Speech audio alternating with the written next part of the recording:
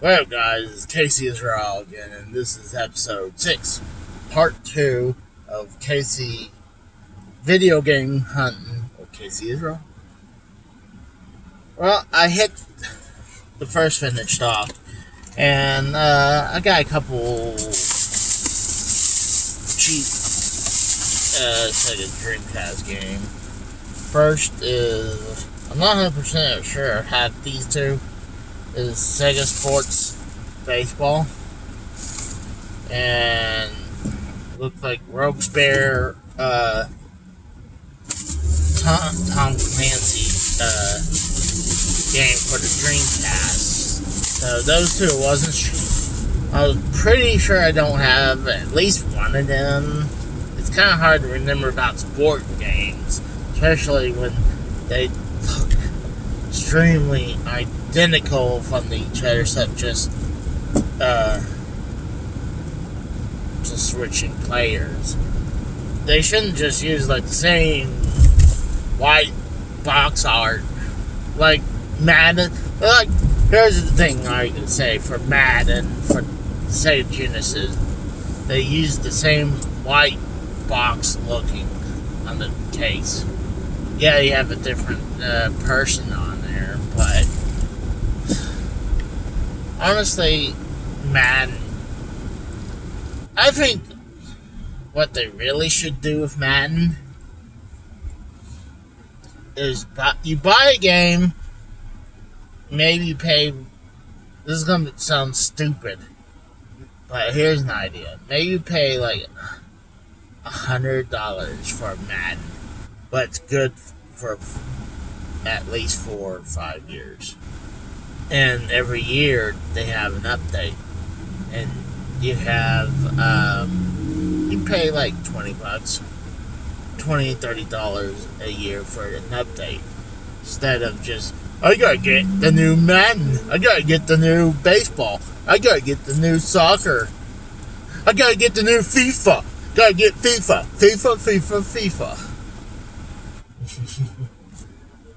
Or, gotta get the new basketball game. Give me that 2K. And I would definitely say the same thing for wrestling. The only thing is, you could pay like $100 for a wrestling game it's good for 5 years. But, they give you roster packs. Like, for the updated roster packs. Like, but I wouldn't suggest them taking out the wrestlers that are no longer there. Like, they just in there until they replace the game again eventually. But I think that's a good way. I mean, it would give the creators time to actually have something new. I mean, if you only have like a roster update for the next couple of years, 2, 3, 4 years, and even up to 5 years, and then the next Madden comes out, and you can tell the difference from the old Madden and the new Madden because it's completely different. Instead of like where they'll put something in, oh, we like it, they take it back out and they put something else in, and like I heard, basketball is pretty much like a slot machine in there now. And that's one thing about these freaking video games nowadays, these modern video games, where they take the idea from the mobile market, where they enter microtransactions, whereas at the point where it's kind of like Fortnite. To me, I think does it okay, even though I think some of the skins are way too pricey. I would probably make the skins like $5 a piece, not 15. or 20.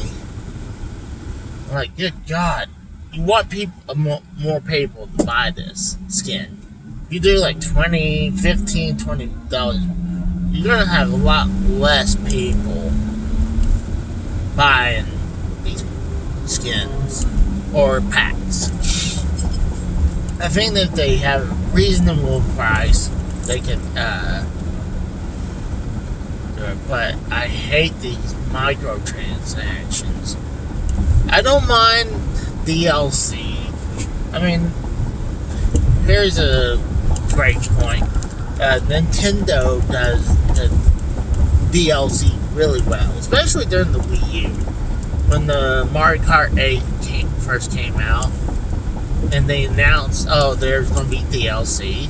Well, one, they had more characters to drive. I believe you had more vehicles, more tracks.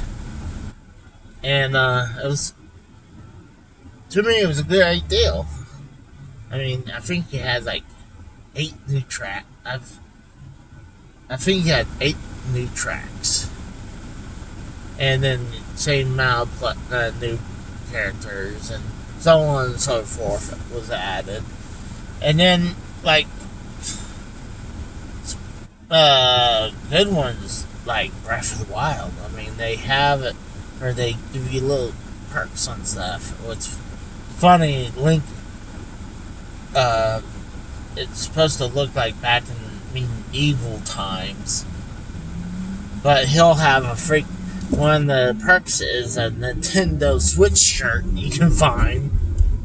But what's awesome is that you have, like, once you get the Master Sword, you can always go back and you can upgrade your Master Sword to have more power and be stronger if you do a challenge.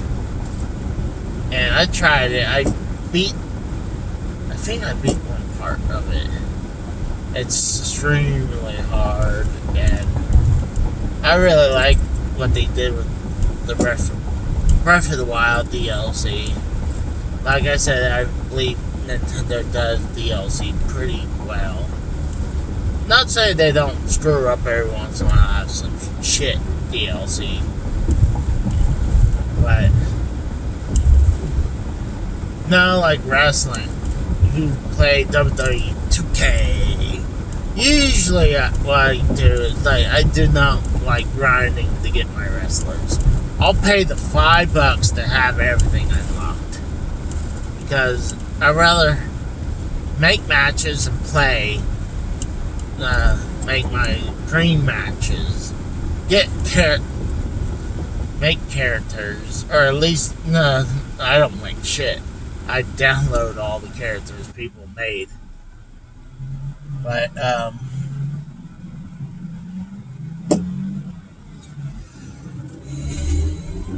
one of the things that's outrageous is like Mortal Kombat. I know for at least Mortal Kombat 10, when you get like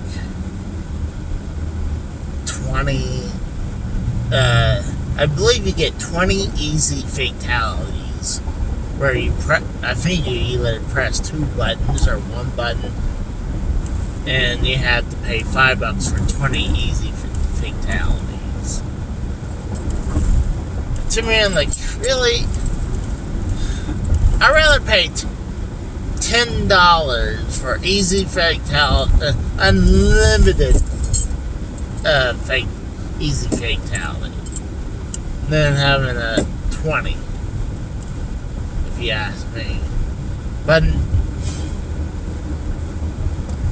that's one of the things, and honestly, make it a little easier. It'd be nice too, like you pay $5 to make some of these outrageous combos a lot easier, because I can't do all these crazy combos that do these fireballs or freeze people. Goodness gracious.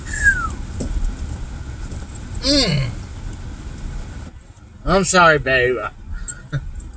I'm still a guy, but I'm not gonna I'm going after this chick. But But there's some companies know how to do DLCs or microtransactions good. And then there's companies like EA, love those. Milk the shit out of you. Goodness gracious, bro. Alright, bro. I'll see you guys in a few. I'm first gonna hit this finish stock. I'm gonna go over to the next. I'm gonna go to the game store. So if I get anything here, I'll do the next video.